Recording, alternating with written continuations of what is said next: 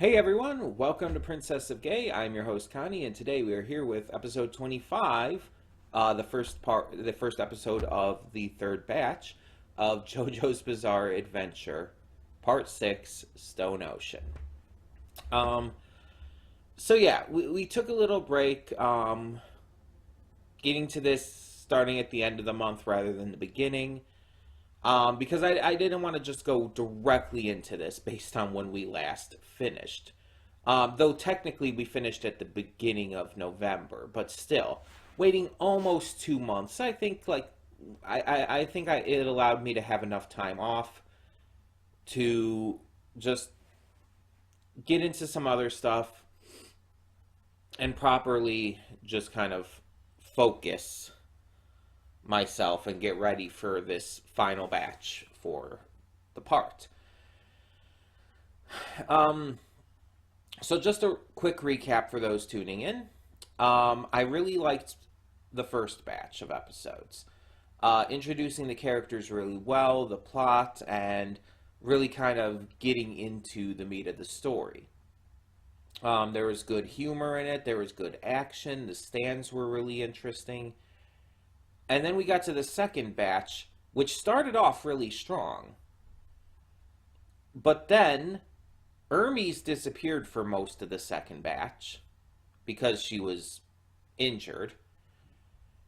And FF basically ended up becoming useless and was made to lose every like major fight they were involved in, to the point where even the one of the biggest fights they were involved in, Anasui, ended up stealing their kill, and they died without even getting to do anything of value, and was basically made a joke of.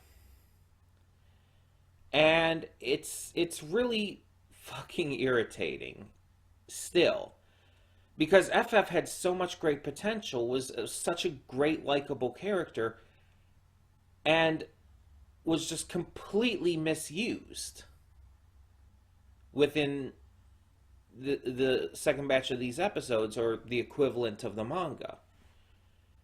And I'm just wondering if Araki just didn't know what to do with them. If Araki just wrote himself into a corner and just did not know what to do with them. But that's still no excuse for having their wins, their victories, stolen by other characters. This was a problem in part 5 as well, with Giorno stealing other characters' victories, but also with having a character that you just end up abandoning because you don't know what to do with. Remember Fugo? The character who had a huge amount of potential, who was given a great depth of character, but was just literally abandoned and left behind, and was never brought back or had anything done with them again. The character whose stand, because it was so OP, Araki just did not know how to validly include it in anything, apparently. That's the only explanation that I've ever been able to figure out with that. Because there's no other reason to leave Fugo behind there. Especially with his connection to Narancia. It's he has connection to another major character, and you just leave him behind and just forget about his existence altogether? And then in this one, it's not quite the same, because FF dies. It's not just left behind. But still, you clearly don't know what to do with them, so you just don't even try. That's what it comes across as. Because their character and their arc and everything was so mishandled. I didn't even feel sad about their death when it happened. Either of the times it happened, because technically they died twice. They died once, but that ended up being a fake out of sorts, and then we saw the final death where their spirit ascended. But nonetheless, it's I wasn't even sad for them because I was too busy being upset at how poorly it was handled. Like it wasn't sad. I just I should have been sad considering FF was one of my favorite characters, but I wasn't.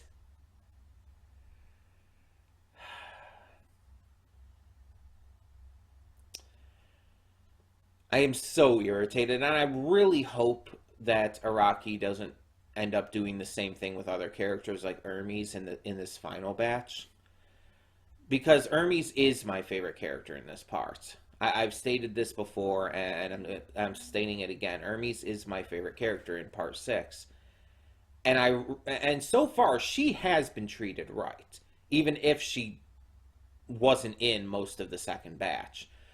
I feel like she is going to be notable in this third batch, though, because like the end of the second one had her and Jolene reuniting and planning to complete their escape and everything.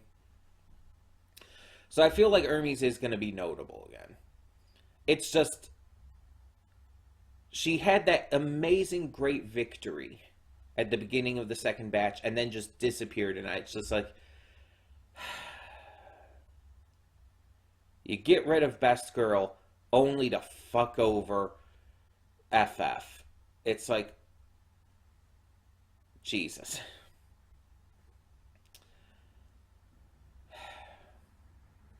Right now, I'm honestly saying it's fully dependent on how this last batch of episodes goes to where this is going to rank for me amongst other parts of JoJo. It's not, it's, unless this last batch is so insanely good that it's unbelievable, that then it's pretty much guaranteed it's not going to be my number one.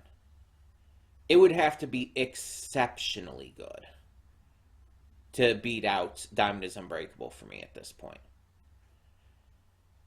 Right now, it's kind of teetering around the same level as Golden Wind for me. Vento Arreo. It's, right now, it's lower than Vento Arreo. It would be my number 3 currently, based on the first 2 batches.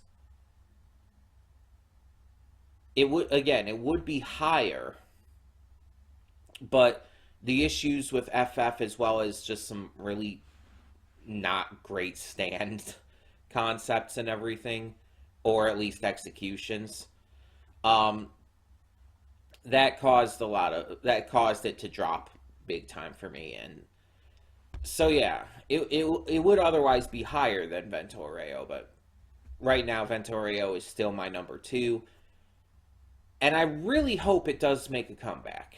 I really do. Because I pretty much know nothing going forward. That I can think of, at least. Which means if I had heard any spoilers for the rest of this part, I can't think of them. They clearly didn't stick in my mind too much, which is, I guess, a good thing. But yeah. I'm definitely invested in where this is going to go and how we're going to catch up with and defeat Poochie, because it seemed like his stand was starting to evolve, but not like in the same way as like a Requiem, because obviously his stand evolved in a different way through absorbing the green baby and all. So there's a lot of questions I have, and hopefully they start to get answered, but hopefully we also get some more good stands, more good enemies, and just some more cool moments and stuff. There is one thing I do know about, but it's like, I know what I guess a stand looks like, only because it's been compared with other things that are in the same vein as it from other media. I don't know how to word this without spoiling it.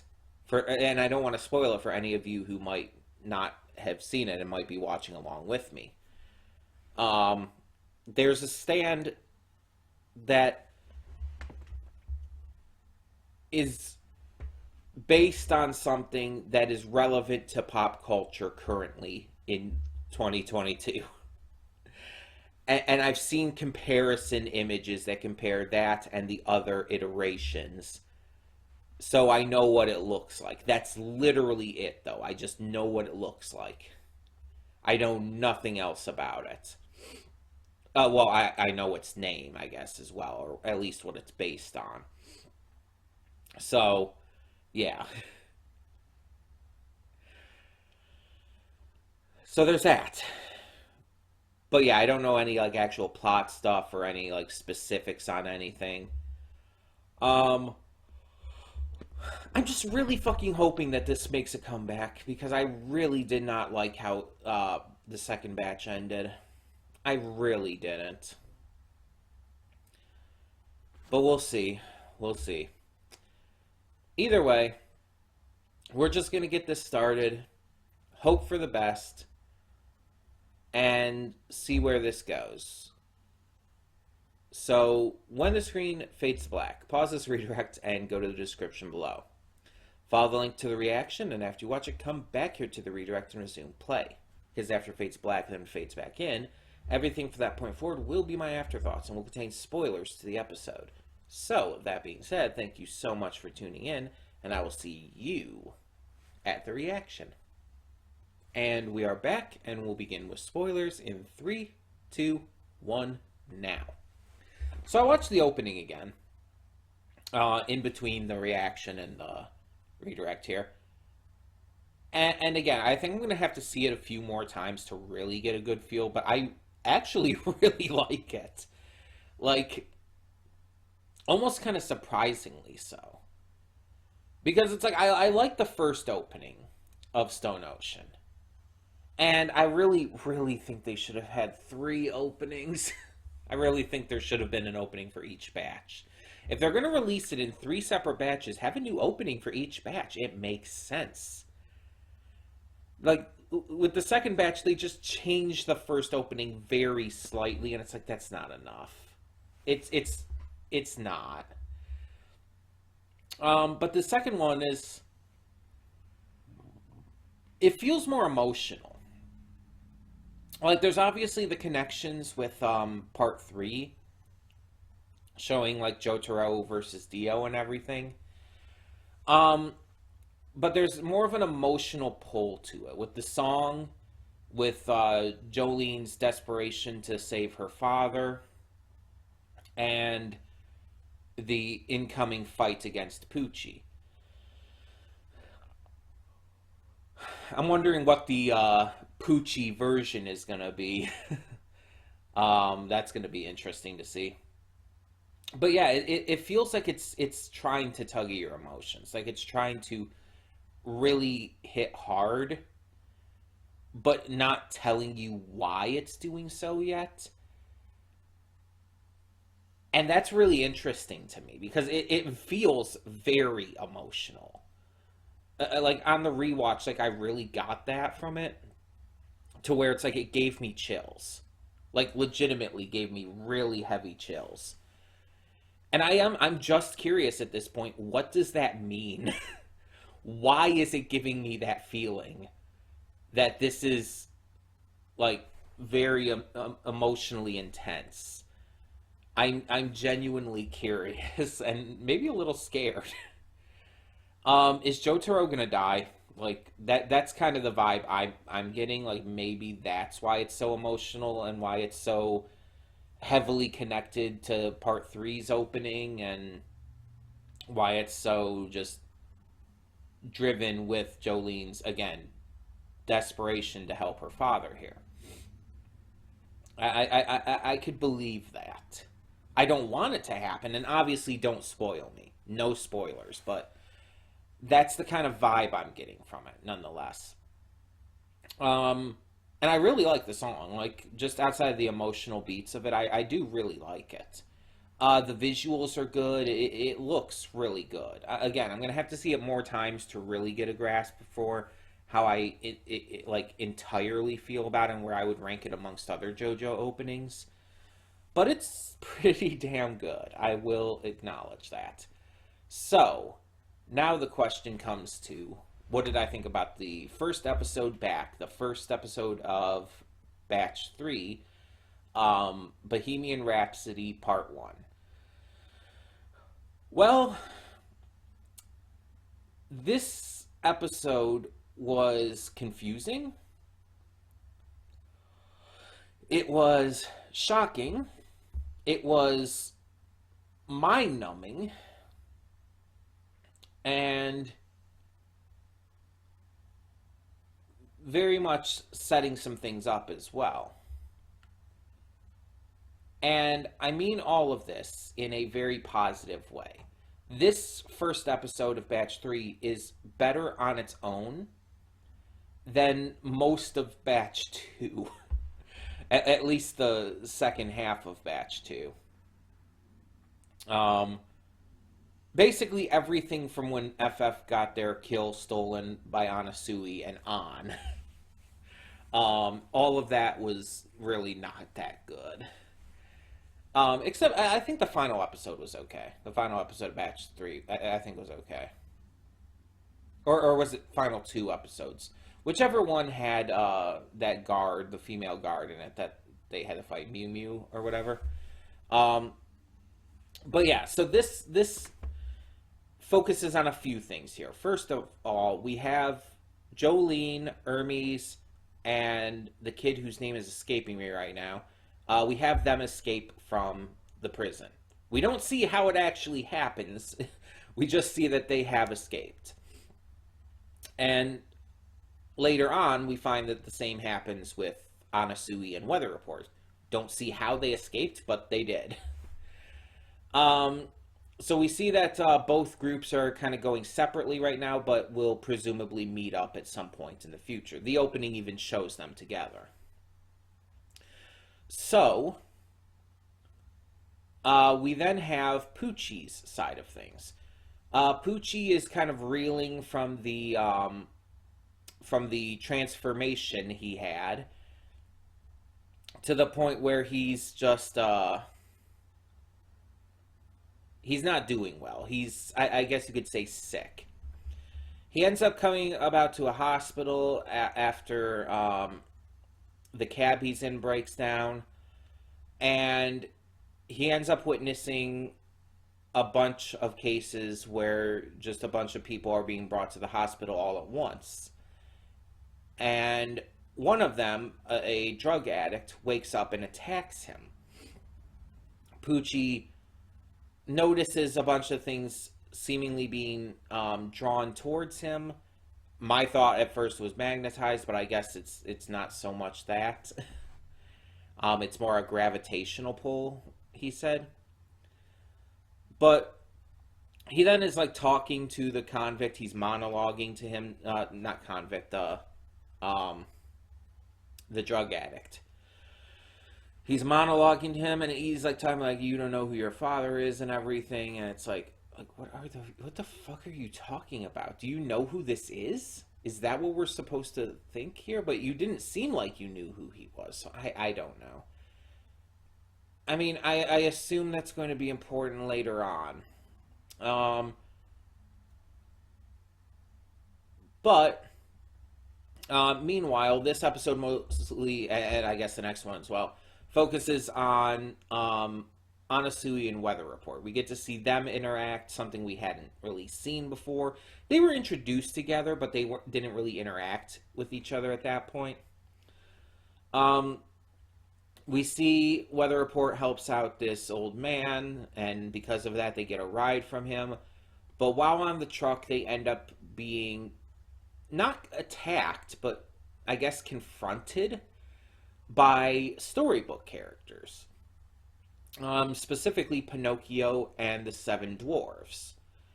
Snow White's there too, but she's kind of out of it right now. Because of the poison apple. And they're not being entirely antagonistic to them. They're just like asking them, it's like, am I your favorite character? Am I your favorite character? I'm your favorite, right? And they're being annoying, but that's about it. They're not like attacking them or anything. But then we start to find out that this has been happening all over, and that it's not just like storybook characters. It's other fictional media too, like Batman, Transformers, and shit like that. And it's like, oh, all right, this is a thing that's happening. Also, a bunch of shit is name dropped in this, and it's like, oh, okay. The elephant? Why the elephant man? Sure. Why not? But yeah, all this stuff's name dropped, and again, they're not being actively antagonistic or anything. But it seems like that they at least Pinocchio doesn't like fully understand what's going on, but also I don't know how to put it's so confusing. It's just weird. It's bizarre even. It seems like Pinocchio doesn't know what's going on because his nose isn't growing when he says that, but at the same time, it almost does seem like he knows what's going on. You know, it's I don't know how else to put it. It's weird. Um, and so they're having to deal with that. Also, weather report apparently has the star birthmark, and it's like I'm sorry, what is weather report a JoJo? Do we have is weather report a secret JoJo? Does JoJo have another child? Is that what's going on here? Because it's like, why? That's the Joe Star birthmark. It's what is happening? Obviously, again, don't tell me, no spoilers. But this is a strong way to open up this batch of episodes, and a very confusing way. I'm genuinely super thrown off by a lot of it. But yeah, like I was saying in the reaction though, I knew about the Pinocchio thing as well. Because again, I had seen on like Twitter and stuff, like there was a post comparing all the different Pinocchios that came out this year, and that was one of them. And I saw that, I'm like, oh, well, one, that's a spoiler. Two, what? Why does it have a little wooden dick? Um, but it's like comparing to like the Guillermo del Toro Pinocchio, to the live action Disney remake, which was shit. And of course the Pauly Shore Pinocchio, and it's just like, why are there so many Pinocchios this year? Like, why? Why is that a thing? Why is 2022 the year of Pinocchio? Why? Of all things to be associated with. Of all things.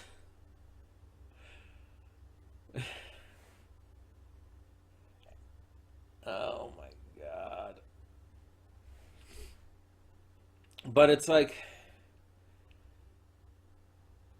it's just a really interesting coincidence that they might have. Hell, I could believe that David Production released this year just to have the Pinocchio be in this year, just because of the timing of that. I could fully believe David Production would be trolls like that. But Jesus, that is otherwise really funny coincidence. Um, but yeah, it's pretty interesting starting off this way for this batch. I'm definitely interested to see where this goes next and what we're going to get. Excuse me. Oh, and on top of that, this Stan Power, I guess Bohemian Rhapsody, that's bringing these puppets to life and all as well, is also causing people to split from their bodies if they have, I guess, connection to the stories. Because Anasui apparently knew Pinocchio, I guess, and liked Pinocchio growing up or something. And so his spirit and his body were split from each other. And the same thing happened with the old man, but he was like seemingly interested in the seven dwarves. So I guess he really liked Snow White growing up. But it wasn't happening with Weather Report because Weather Report has amnesia and just does not remember anything about his past and I guess what stories and stuff he would have been interested in. So Weather Report's definitely going to have to come to the rescue in this one, and I'm fine with that because fuck Anasui. Uh, for those who, for some reason, may be tuning in and may be confused why I'm saying that, by the way, Anasui fucking sucks. I'm sorry, he really does. He's terribly unlikable. I hate him simping over Jolene, not just because I ship Jolene and Hermes, but also I just think he's gross in the way he does it. He just seems entitled to her, and I hate that so fucking much. But also he's a kill stealer. He stole FF's kill with the old man, and that already pissed me off that FF got their kill stolen in the first place. But the fact that it just happens to be Anasui too, it's like, oh, just, icing on top there. But yeah, I can't stand Anasui. He's the new Abakio for me. I genuinely, that's a good comparison to make, honestly, for me, because I did not like Abakio either. In part 5, I thought Abakio was insufferable. He was an asshole for the sake of being an asshole. I could not stand him. And it's the same thing here with Anasui. I can't stand him. I've heard some people call him Diavolo Light because his appearance is just a ripoff of Diavolo. But also, character wise, he's not as interesting as even Diavolo. And Diavolo was interesting. I'm not saying Diavolo was not that interesting and even he's less so. No, but yeah, it's just he's just not good. And his stand, Diver Down, isn't even really that interesting either. I'm not really invested in Diver Down. Yeah, it's not bad. It's not the worst stand I've seen, even in this part. But it's just not as exciting or interesting to me as other stands we've seen. I like Kiss more, for example. And not just because I like Hermes so much. Kiss is a genuinely interesting stand, and I like the creative implementations that have been used for it. I even like Stone Free. Stone Free, I would have thought a stand like that would have been a lot less interesting and a lot less enjoyable to watch. But no, Stone Free is actually very interesting and enjoyable. And I like the way that her powers are implemented. And so on and so forth. There's a lot of great stands in this part, just like other parts of the series, but Diver Down just doesn't do it for me as much. Maybe that'll change. Maybe Diver Down will become more interesting as this final batch of episodes continues, but we'll have to see. Either way, there's definitely a lot of setup in this episode. Definitely a lot preparing for the final batch. Also, the first two batches had 12 episodes. This one has 14. Has 2 more episodes, I guess just to round out what they had on order. So that's going to be interesting too, because that allows for extra content, and I'm wondering how exactly that's going to be implemented. Because if it's 2 episodes approximately for a story, then that could be at least 7 different stand fights, at least 7 different notable stand fights throughout this arc. But there could be some that are also single episodes. I don't know. I don't know exactly how they're going to do this. There could even be one that's a single episode, and then to make up for one that's 3. There's different ways they could do this. But I'm I'm genuinely happy to be back with this, and I'm glad that this first episode was as entertaining and interesting as it was. Um, Definitely the biggest question is about Weather Report and is he a fucking JoJo? Obviously, do not tell me. Do not spoil that in the comments. I do not actually want to know until the series tells me. Um, that's really interesting, though. Either way, tell me in the comments below, what did you think of this episode of JoJo's Bizarre Adventure Stone Ocean? And for now, I'm Connie and I'm signing off. See y'all next time.